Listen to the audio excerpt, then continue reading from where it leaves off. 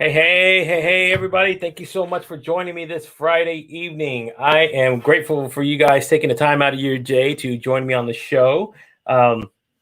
We are rolling live now, so thank you so much. My guest is backstage, but before I introduce my guest for this evening, let me get all the particular stuff out of the way that I usually cover before every show. So we are streaming live across multiple platforms, guys. So if this is your first time watching us on YouTube, you can check us out on our YouTube channel, and that is at www.youtube.com backslash the letter C and backslash made from scratch broadcast. If you're watching there, do us a favor, hit the like and subscribe button and hit the notification button. It'll let you know whenever we do have scheduled new lives for the upcoming week, and it'll also let you know whenever we do drop new content on there. So guys, if you're watching on YouTube, thank you so much. Drop a comment down there. We'll pull it up as we go along. And then we are also streaming live via Twitter. So if you're watching on Twitter, thank you, Twitter, so much, via Periscope.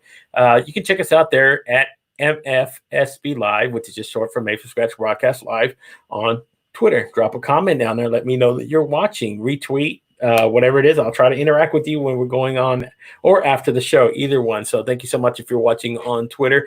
We are also streaming live on Facebook. So if you're watching on our Facebook page, that is a little bit different. That is at Made from Scratch Podcast on Facebook. So hit the like button. It'll also give you notifications whenever we do go live. And you can follow along also on the my Facebook page profile as well. So if you're connected with me on Facebook, you can watch me there as well. And that is Gabriel Leal on Facebook. So we are also streaming live on LinkedIn. So if you're watching on LinkedIn, guys, thank you so much. I do appreciate everybody that's watching. I'm already getting comments. Johnny, my friend, brother, you are a rock star. So thank you so much, guys, that are already watching the show. Then check us out on our website. You can go there at www.madefromscratchpodcast.com, and you can find our uploads of our past episodes there. You can also find links to our podcast, which we do create as well. And then you can also find a link to my internet radio station as well, guys. So thank you so much. Just my homepage, about page. I'm working on that to make that a little bit more interactive, guys. But thank you so much if you're checking us out there. So let's get started with this evening's guest. So she has written a book titled Overcoming Fear and Failure, a practical guide for women who overthink. And let me just pull up the link real quick. You can check it out right here on Amazon. That's the link there, guys, if you want to go there and check it out. She has, again, when I first saw her actually through my friend Russ John's show, and I loved her message and what she was talking about. So I had to reach out to her because she loves meditation, mind, body, and spirit. She loves to break down complex topics into an easy, digestible form. Especially those that are related to emotional wellness and resiliency. So I knew once I saw her show there, I said, I got to reach out. These are the folks that I love to connect with. So guys, do me a big favor and help me welcome Kiran to the show. Hey there, Kiran. How are you doing? I'm doing wonderful. Thank you so much for having me. No problem. I love it that you're joining me here on the show this evening.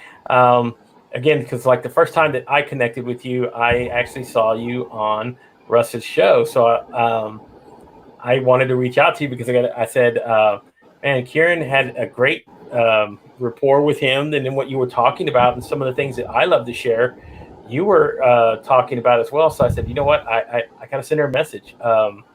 Because again, I love the fact that, what you do, you've written a book. You even talked about on that show that, you're coming out of your comfort zone to do video, right? So that's something that you're challenging yourself to do, which I've done. Again, I went through the same challenge, even though it doesn't seem like it. I went through the same challenges when I started. I've only been doing this 3 months, but I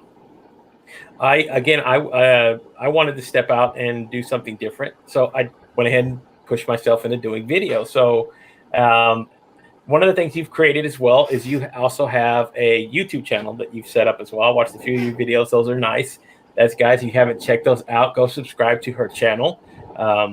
So tell us a little bit more about yourself, Kiran, and walk us a little bit about your journey and how you got started into writing a book. Because again, I'm also about the creative process, and I love authors and people who put these ideas and make it into a real tangible thing. So tell me a little bit about that. Sure. Well, first of all, thank you so much for having me. It's an absolute pleasure. And that introduction was just amazing. So thank you. No, you're welcome. And it doesn't seem like you've been doing this for 3 months. I mean, you are such a pro. Like, I thought you've been doing this for ages. So really good job. Thank you. I know, especially when you're starting out, it just feels so uncomfortable, and you just, so you're doing really, really well. So I just want to acknowledge that. Thank you so much for sharing that. Absolutely. Today, like I said, I was a very, again, timid and wasn't really comfortable doing it. But let me tell you what, now that I have, and I found that I do have a passion for it, I do it as much as I can. This is actually, tell you right now, this is actually my 4th live show today. Wow. I got on this morning with a couple gentlemen that I know. Shout out to Jake Jordan and his partner, John Hill. They have something that they talk about where it's more about accountability, that sort of thing. So I jumped on with them this morning. Then I came on another live where I was talking a lot about social issues with Mila Deschamps and her and her partner. Anna. I'm sorry if I forgot her name, and then I jumped on another one right after that with Alex McDowell and Lee Rowley, and they do sort of it's more of like a free, laid back kind of thing. So, and then I knew I had to do my show tonight, so I've actually been doing this all day long, and I don't even. It feels so much fun. It's fun to me. Yeah. So, again, thank you so much for coming on. And second, kudos to you for doing video and talking, and because again, it is uncomfortable getting into the habit of doing it if you've never done it before. Yeah, I hear you. And that's why I like the idea of taking on something as an experiment. Mm-hmm. You try it out, you see if it works, great. If not, just leave it at the curb and then move on to the next thing. And that is what I pretty much felt with YouTube. Yeah. I actually had a very strong intuition that I had to make videos, but I was so afraid of being on camera. It's not even funny. I mean, I look back at my last year's journal and I could see how much I wanted to do it, but yet I had all this fear. And for me, it was really about fear of being killed for speaking my truth. I know it sounds so strange and maybe even like, who has this kind of fear? Right. But I sure did. So I took it on as an experiment, but my intuition was so strong that I had to do it. And I'm so grateful that, I took the plunge, because I actually absolutely love it. Yeah. So, and just like you, I never get tired. So if anyone listening, if this is your calling or you feel like you need to do something, just go and do it. Even if it's only for 30 days or 90 days. And see if it works out. Great. If not, maybe it's not for you. Yeah. So, and then walk us a little bit about, starting the book, because I like the title. I like what it's about. So kind of walk us to how you get started on that, because I always ask people about the creative process, about how do you come up with the concept of writing a book, and then, where do you draw the inspiration to do it? So the inspiration of that book is my own life. Okay, there you go. Absolutely, 100%. So I was one of those people that was totally stuck in fear, totally stuck in failure, don't want to move forward because God forbid if I were to fail. And I was kind of a perfectionist to the core. Oh yeah. For me, perfectionism was my coping mechanism. People do drugs or smoke or something like that, something different. For me, it was perfectionism. And it was so deep seated, it's not even funny. But again, I can connect the dots looking back, but at that time you feel so stuck. Yeah. At least I felt that way. And for me, right around the time I started working, I also started my meditation journey. Yeah. And at that time, and so for me, I literally joke with my friends that, I had two jobs, one in the morning, one in the evening. And so for me, meditation was really like, okay, this is something I need to pay attention to. Yeah. And this is something that brings a lot of purpose and a meaning and just pure happiness in ways I had never experienced before. So Yes. for me, it was like homework that God has given me. There you go. It really felt like that. And along as I started with meditation journey, what also happened was I started journaling. Because I think when you Yes. start to meditate, you really start to become present to what sort of thoughts you're having in your head. And I think eventually you reach a point where addressing your emotions, addressing your thoughts, it's just like it's part and parcel of the process. It's not something I was like looking to do or wanting to become an author, Yeah. but I just wanted to deepen my meditation practice. Mm. I was like willing to try out anything and everything because I had such a busy mind. Yeah. Like my mind would like go at a speed of 1,000 miles an hour. I'm not kidding. Like Right? people are thinking and I'm like 100 steps ahead. I'm like, come on, move forward. Next. Yeah. And I've lived in New York, so you can only Oh imagine. wow. Yeah. So Yeah. compiling that on top of perfectionism. Wow, that had to be. Oh, yeah. Yeah, it was really bad. When I say it was bad, trust me, it was bad. So long story short, I started journaling and I really enjoyed it. And it was finally a place where I was like, oh, I'd come home. Yeah. And when you journal, especially when you write, I don't type, I write. And when you write, at least for me, the way it happened was that I got to a point where I could not lie to myself in my journal. Mm-hmm. Like that was like one safe space where like my heart would tell me, like a lot of times we lie to ourselves. Yes, we do. Oh yeah, I like this. Oh, I like that person. Oh, I like this dish, or on and on. Yeah. But for me, what happened was when I would write, I couldn't lie to myself. Like I would literally hear my heart say, hey, cross that out. That's not how you think. And so that became a very sacred place. To me, a sacred place is one where you don't lie. Mm-hmm. You are very honest with yourself. That's sacred, right? Yeah. So in that regard, and I would journal like for hours because I just had so much stuff that I had to clear up in my head. And I really wanted to slow down my busy mind. And one of my meditation teachers had told me, she said, maybe you should try Qigong. And I kind of tried it out. I was like, no, that's too boring. I'll just stick with journaling. Because, you can only write so fast. Yeah. So long story short, I really enjoyed journaling. It was something that I would do just every day, just to clear up my mind. And as I was getting ready to say goodbye to my career in IT, I was like, what am I going to do next? And I had like all these different grandiose ideas of 10 different things that I could do. and then I said, you know what? Let's just start with one. And I'm so grateful I started with something that I genuinely enjoy. And the content actually literally came within half an hour. I was sitting at a coffee shop. I knew the title. I wrote down everything because that was my own journey in how I overcame fear and failure in my own life. Like if you read the book, it's actually quite readable. It's not even that long, just about 200 pages.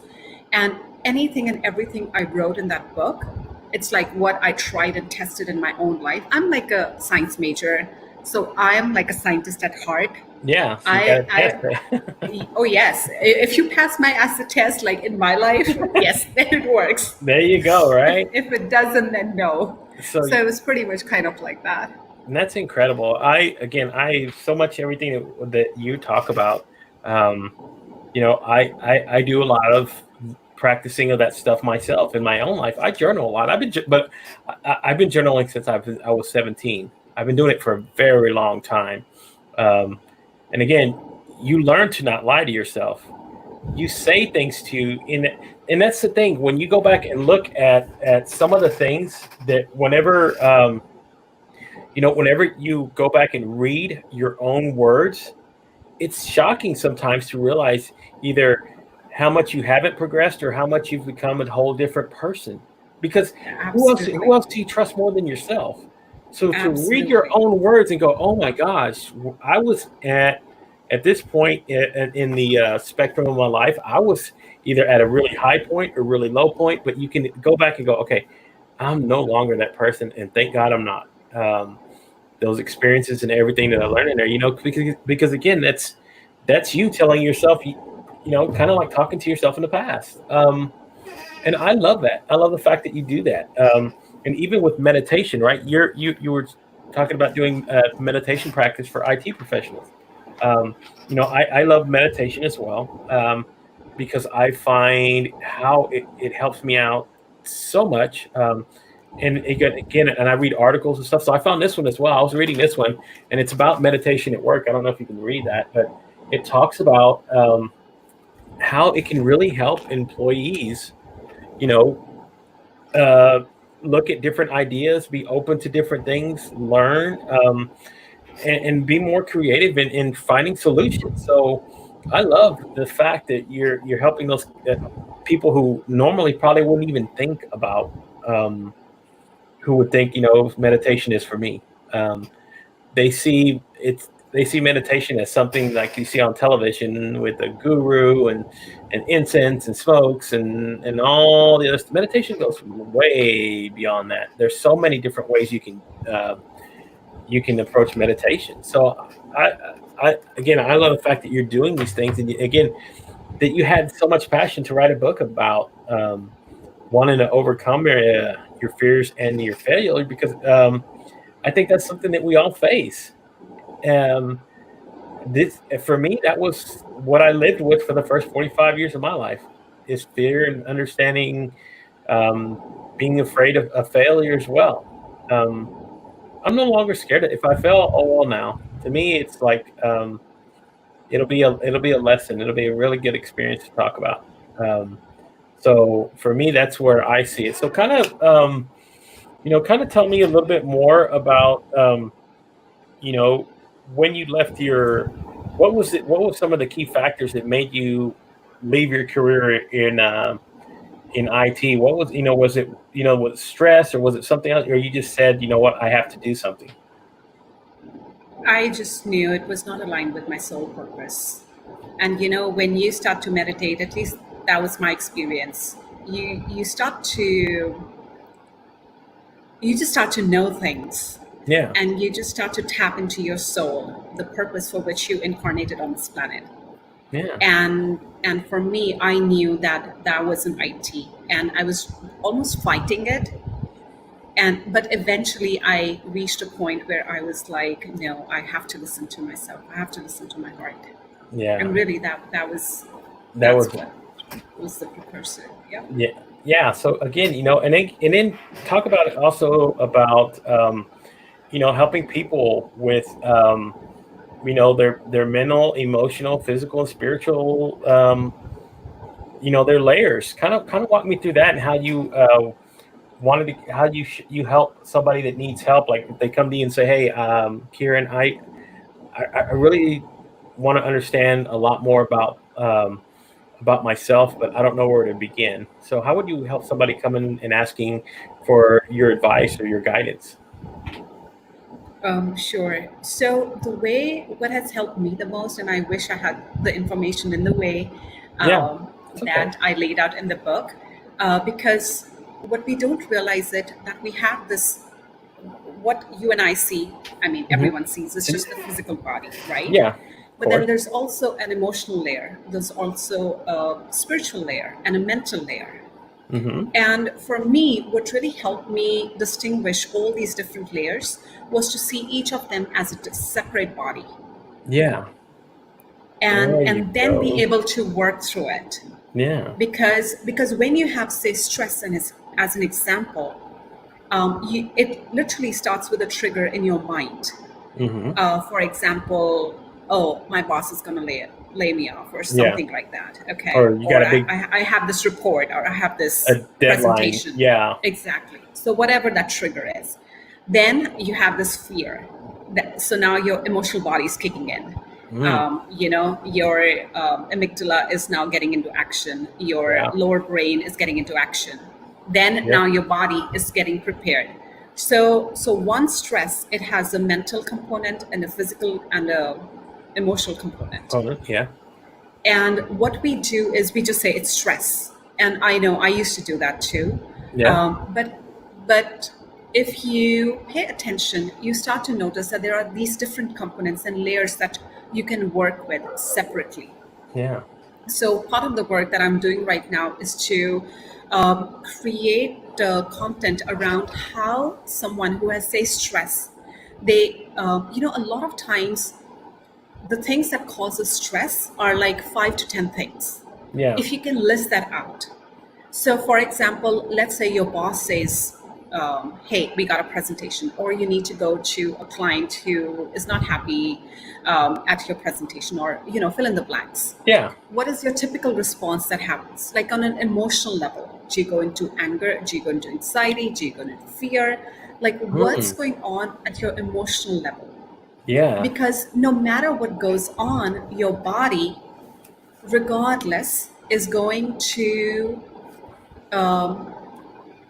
it's going to be at the receiving end of what's going on in your mental body and your emotional body. Does Yeah. that make sense? Yes, that makes perfect sense. Because if you are stressed, your adrenals are stressed. So, Yes. but if so, so I always like to, anyone that comes to me, I always like to tell them that start with helping your physical body, as Mm-hmm. in taking the supplements, taking whatever you need to take in order to support your physical body, and then on the side, start working on the emotional component and the mental component. Because no matter how much you try, the emotions are not going to go away on their own. No. No. And our education system is such, no one talks about it in ways that it should be spoken. And also, the energetics of the planet is changing to a degree, which I'm sure you already know, Yeah. that We. we can't afford to not know how to deal with our emotions. We can't afford to not know how to deal with stress or fear. Like, I mean, there is so much fear. I mean, I don't even have to, talk about that aspect. And if Exactly. you are not clear with what your thoughts are, how you deal with fear, I mean, I could watch the news for half an hour and I would be just all over the place. Yeah. So, Definitely.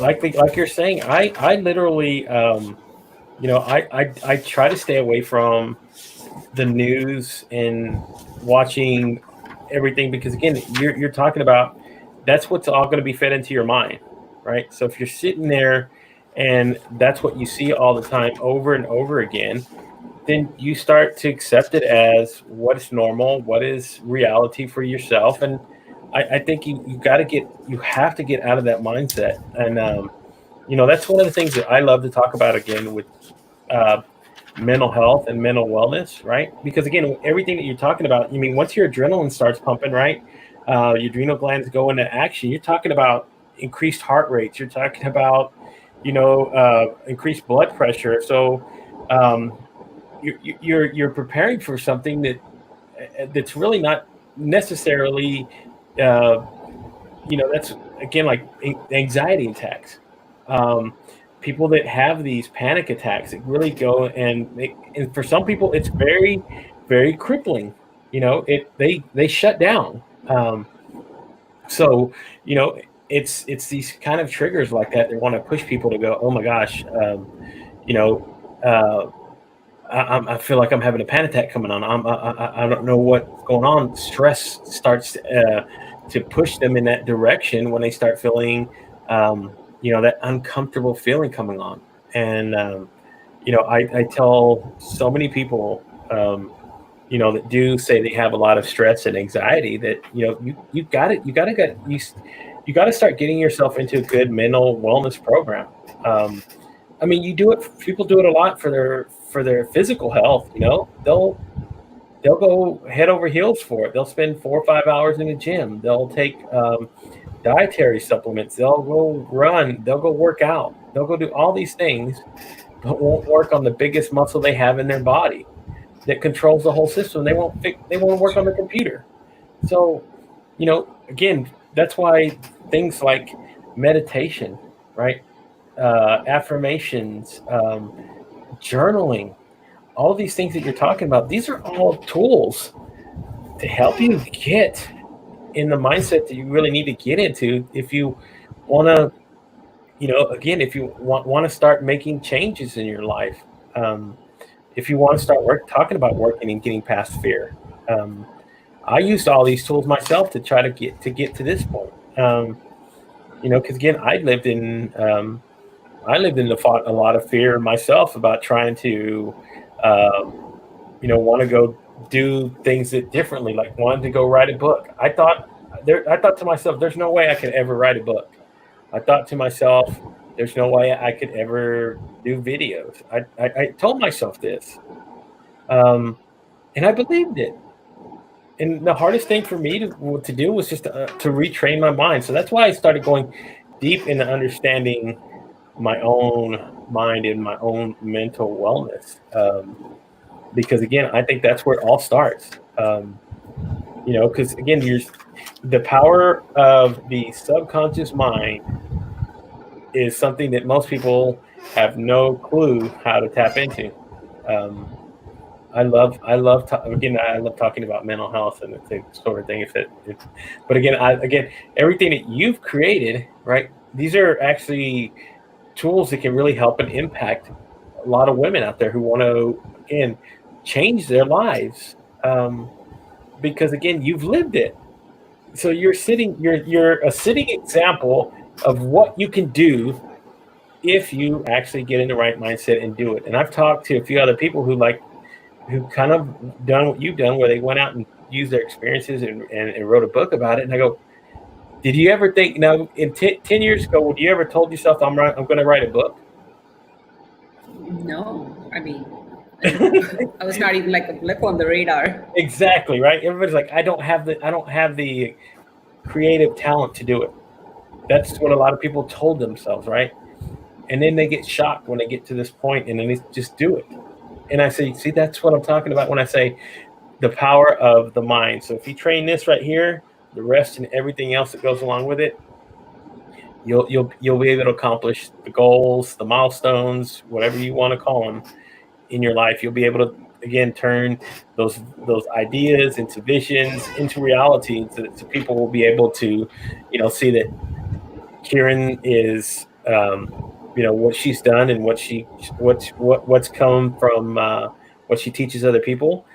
These are all, again, wonderful tools to make somebody's life better. I again, not that I'm sorry that I'm talking so much. I just love. No, go ahead. I just love mental health. I'm enjoying. But again, so that for you to step out of a career where everybody would think, well, you're in an IT career. That's a good profession to make a good living and take care of whatever you need to take care of for the rest of your career, right? To step out of something like that, of having something comfortable like that, going, you know what, I'm going out into the world and just facing it. I think that's where a lot of people get stuck. Is taking that first step to not having security. I think that's what they lean on. It's I got that secure check. I know what I'm doing. This is the career that I went to school for. This is the things that I know how to do. But again, it's like you said, it didn't align with your soul. And that is, to me, is the key to whether or not, if you know what you're doing, what you're supposed to be doing in life. If you don't, if what you're doing is not making you happy, then, is it even worth it? Yeah.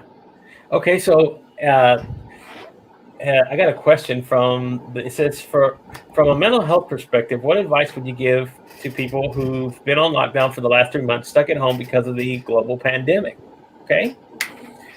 What would you tell somebody if they want, again, being stuck at home and being unable to, well, now that things are a little bit opening up, but again, not being able to go back to a normal lifestyle. what would you do to help somebody if they're saying, well, my mental mind is just not where it normally is. What can I do? I actually created a YouTube video on this not too long ago. Oh, Yeah, so tell us what to about that. do with how to stay out of fear and anxiety during this global pandemic. So, hi AJ, Yeah, hey, thanks for Jay, the thank you. Thank question. you. So I would suggest that take up something and create. Mm.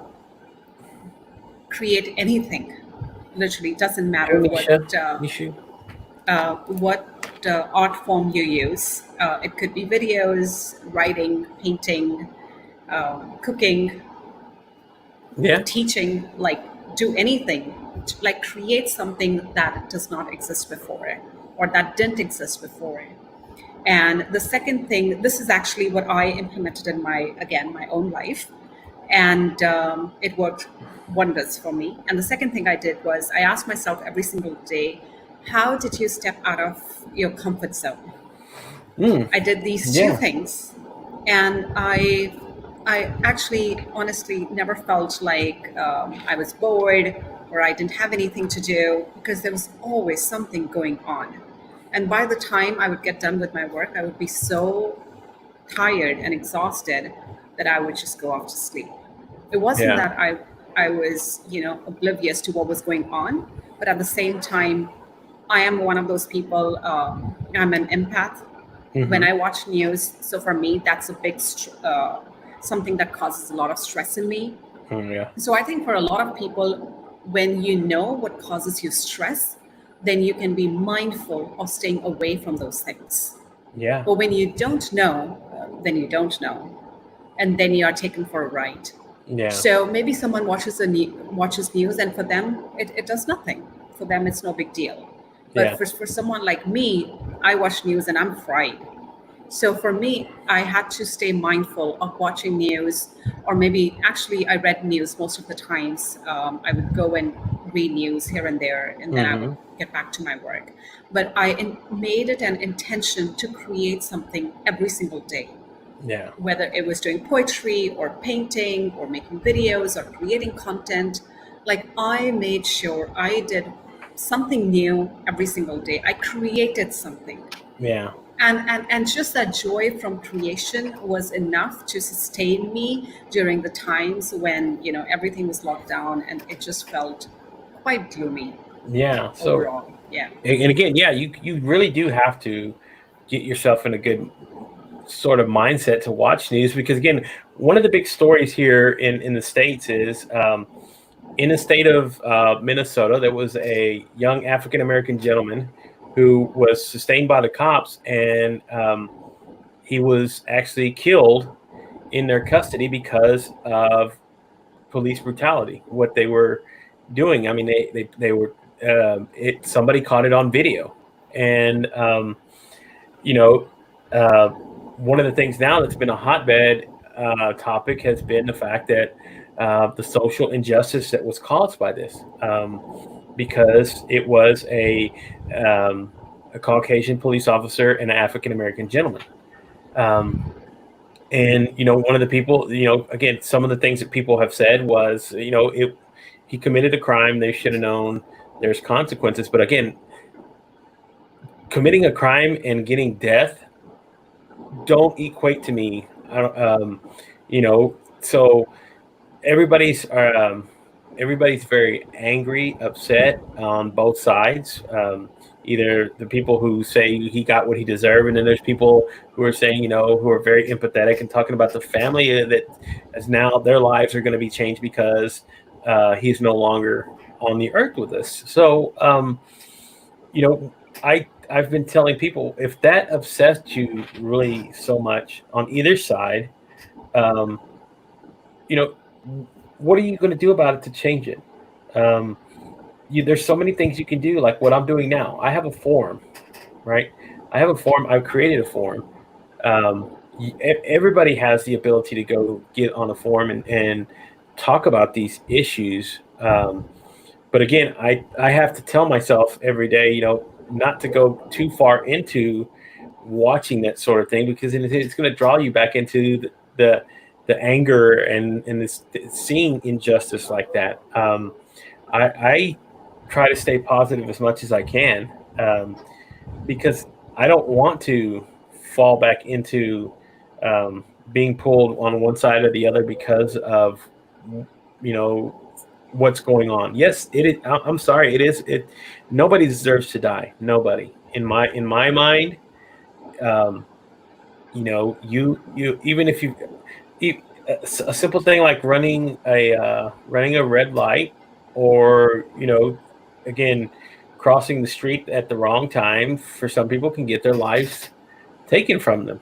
A small simple thing like that, even though it's a quote unquote crime, because we create laws to enforce, and somebody breaks that one little rule.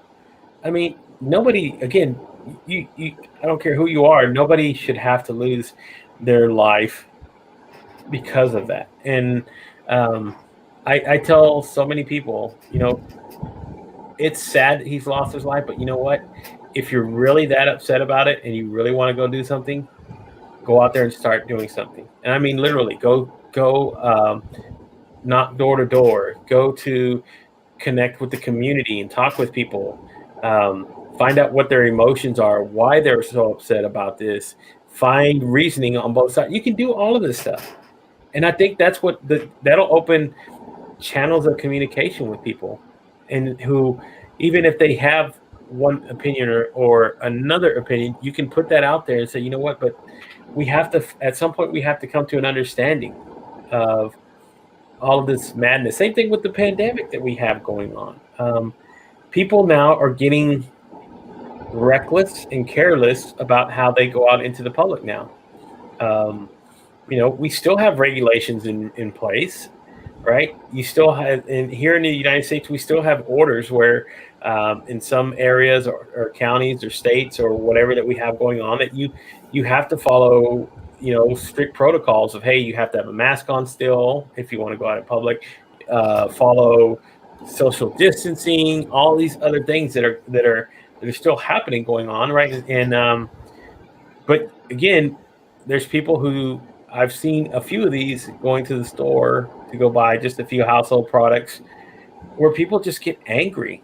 I mean, upset that they're having to do this. And again, I'll tell myself, it's not about you having your freedoms, quote unquote, taken from you. It's about everybody else around you and respecting their right to stay safe and stay healthy and not have to go home. No, again, none of us know where you've been, what you've done, who you've come in contact with. That's scary. And here's the thing, right? 100,000 people. Here in the United States, we've hit the mark of 100,000 people dying from this virus. Okay, so that's how serious it is. And if you don't take this seriously, go ask the families of the 100,000 people who no longer have their loved ones here because somebody said, "Well, it's not that. It's a hoax. It's not serious." So again, we are. We're still living in these times, and again, people, you have to still understand that our lives, my life, your life is just as important. So again, whether it's a crime, whether it's a pandemic, whatever it is that we're talking about, then you still have to take the value of a human life into account of anything that you're doing.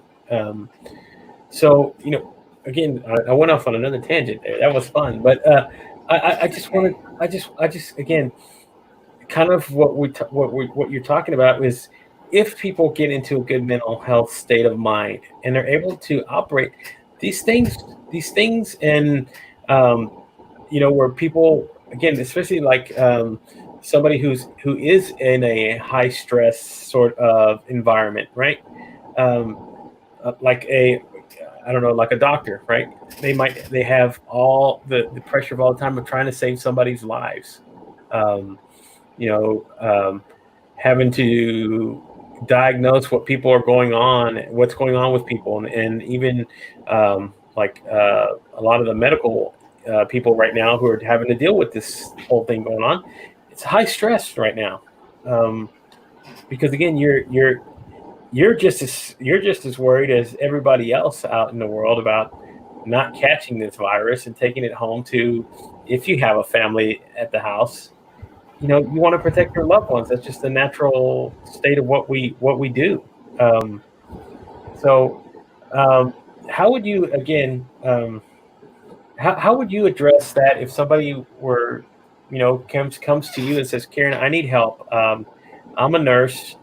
I work in an ER at the local hospital, and all I see every day right now is just people coming in with um, symptoms of this virus, and I know I have a job to do, but I get scared and worried.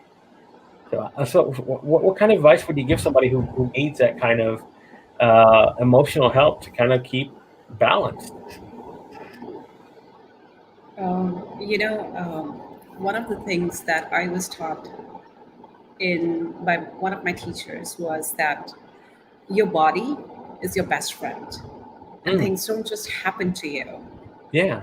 You bring them into fruition, as in you don't just get a headache or a stomach ache or a fill in the blanks. Um, there is usually something which is when you it's almost like we have a blueprint of the body, Yeah. and when something goes off in the blueprint, it comes down to the physical body. Mm, But if you find, so as an example of getting a bacteria infection or a viral infection or any other infection,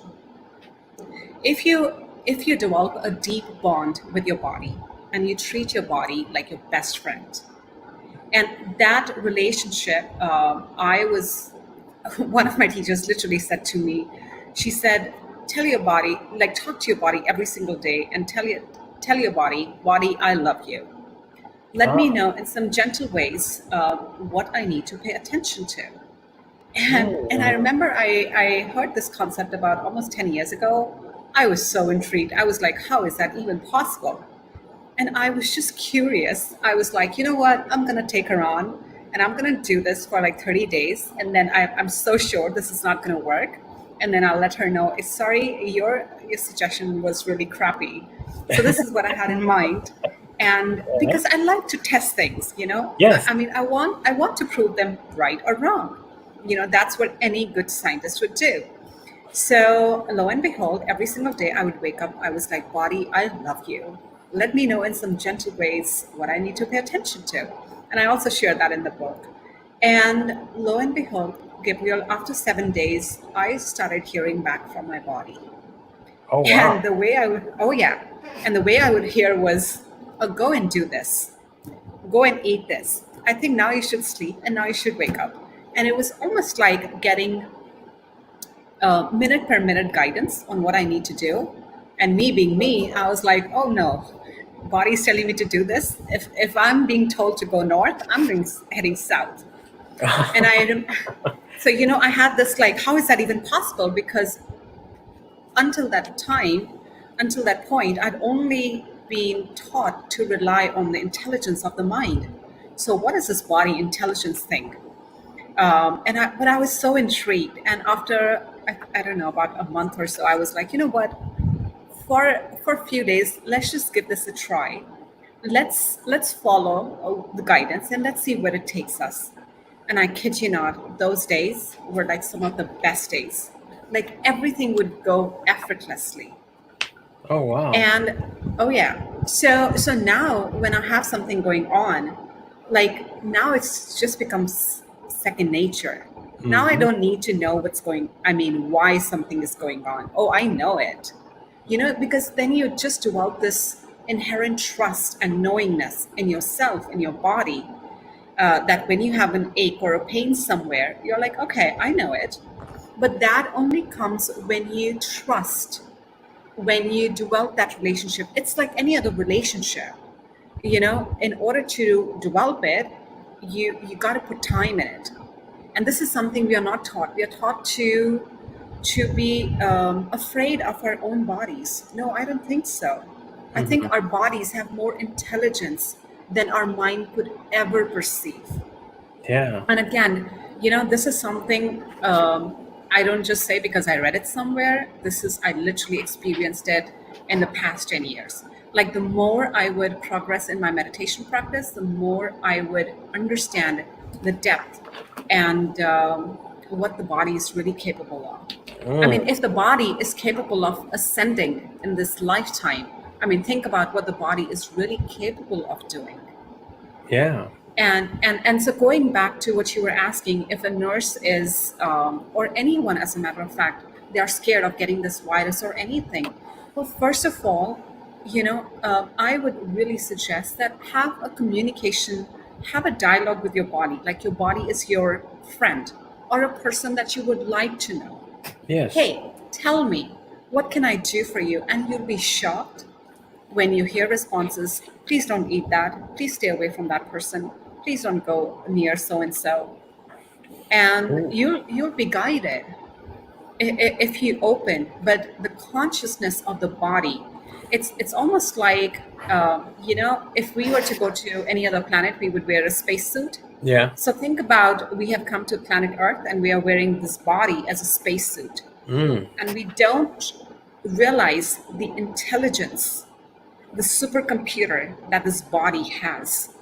And I think if we start tapping into that, we would know exactly why, because the mind and the body are intricately connected. Yeah. It's like you have a thought, your body reacts. You think about something, you start sweating. You think about something, you get the point, right? Yeah. So if the body has so much intelligence, I mean, we don't have to think to breathe, to digest food. There you go, right? Yeah. So on and on. There is so much going on without our even conscious awareness. So imagine if we only were just curious enough to ask, hey, what's your secret? How do you get to be so awesome? I think people have that, right? That's what people write off as saying, you know what, that's, people say it as an expression. Now they say, I should have went with my gut feeling, right? That's your body, right? Listening to your body. Yeah. People say that, or I had an intuition, I should have just followed it. Again, the degree of intuition that once you start developing, you'll be startled. Yeah. Because I just get to see it. Like it's almost like like they say that the brain is like a frequent, like a radio receiver. Yes. Like you can tune into different frequencies. So if you really started to tune into the intelligence of the body, we'll start to realize that perhaps there could never be an instrument that could be as precise and as intricate and as beautiful as our human body. Right. They do studies on brainwaves, right? On how much, like you said, just like a frequency, our mind actually does transmit, right? So much so that they have it broken down in layers, right? They have you have beta waves, you have alpha waves, you have delta waves, theta waves, you have gamma waves. So all of these waves are how our mind starts to, again, take in these frequencies, right? It is. Our brain has that way of, communication. And this is why I love what we were talking about, because again, you see the scientific approach to it, that if you come in tune with your mind, your body, and your soul, how beautiful you see how beautiful life really can be.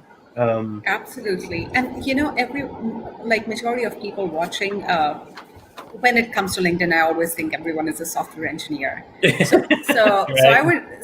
just going to make a general assumption that, if majority of the listeners, they have that scientific bent of mind, challenge quantum mechanics, which says all possibilities exist. Because literally, this is how I was taught. And I was willing, I would love to have someone come to me and say, hey, I tried and tested what you said and it was wrong. Yeah. Because that means we have at least opened our mind to explore that possibility. Right. Instead of just assuming that, it doesn't work. And I am so grateful every single day for just having that little bit curiosity and just being curious to say, oh, how is that even possible? Right. And but then the more I listened to it and the more I walked that path, I was just startled. And I still, and to this day, I'm like, if my body's telling me something, now it's gotten to a point where if my body's telling me something, I don't argue. It's a done Right. deal. It's a I mean, yeah, you go. yeah, now my body doesn't have to convince me. I'm like, if the body's saying it, okay. Okay. Now it's like, don't go here. I'm like, so be it to that. There you go. So here we go. This is something I've just started doing. These are just a couple quick fire questions. They have no rhyme or reason. There's no thought behind it. I just love to hear how people react to each one of these. So let me go ahead and start with number one, rain or shine? Rain. Okay. Left or right? Always right. Always right. Happy or sad? Sad. Okay. Sun or moon? Sun. Oh, sun. Always. Light or dark? Light. Job or career? Calling. There you go. Sleep. Okay. Sleep less or sleep in?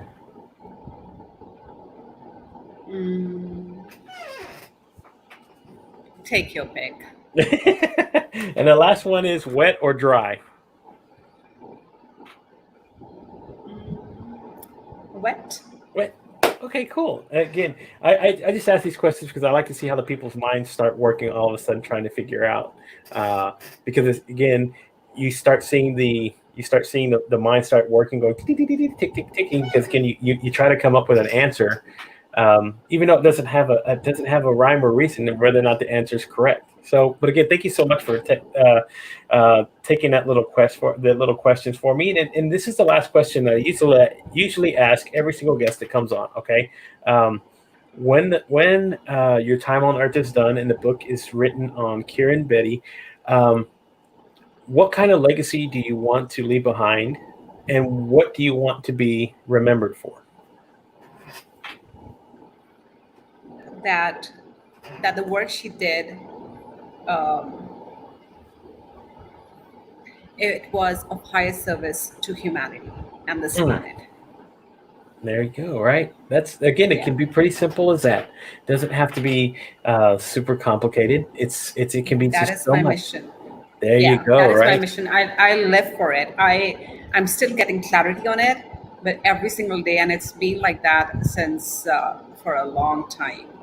Awesome. Always of highest service to humanity. I mean, this is the reason why we all came here to the planet Earth, to get to the next level. It's why we all have pretty much the same DNA makeup, right? We're all, again, like you said, we're like on this planet, living in this spacesuit. This is just a vessel for us, because again, there's, I think there's other things that go beyond just us being here. So make the best of it. Use your time on Earth to help develop and make an impact somewhere. And that's all I try to get people to understand.